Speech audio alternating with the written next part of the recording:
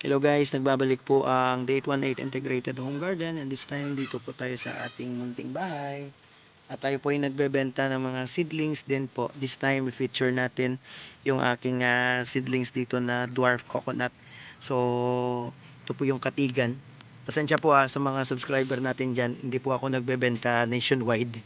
Dito lang po sa aming community kasi wala pa akong capacity to deliver all over the country.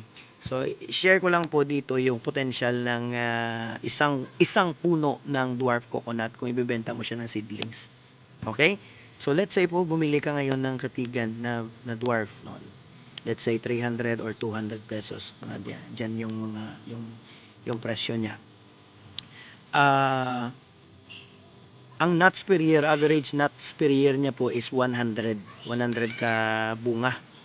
Pwedeng bumaba, pwede ring tumaas. So let's say 100 at nabuhay nyo po lahat ng 100 niya nagawang seedlings. Yung 100 i-times po ninyo, halimbawa sa inyong community pwede nyo ibenta 200 hanggang 300.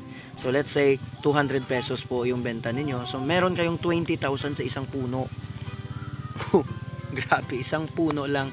Pero of course, ang ano dyan is yung bottom line talaga is yung marketing strategy nyo, yung ano nyo talaga sa negosyo.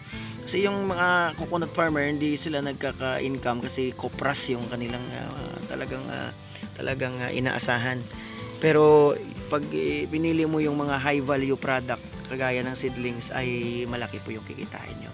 So yan lang po, no? Pag buko, yung binenta mo, 100 times for example, benta sa inyo ng buko is 20 pesos lang po, no? So meron kang 2,000 a year. So imagine po yung may income nyo sa isang puno lang ng niyog na wala ka namang masyadong, hindi naman siya alagain, no? Unlike sa mga talong, mga okra na alagaan mo talaga kada semana, meron kang gagawin sa coconut, ay less lang po yung maintenance natin. Okay, so yan lang po. Sana meron kayong nakuha sa ating video. And happy farming po everyone. God bless. Bye-bye, men. Men, bye-bye na. Bye-bye na. Flying kiss na, flying kiss. Men. Oh, flying kiss na. Ay! Flying kiss na.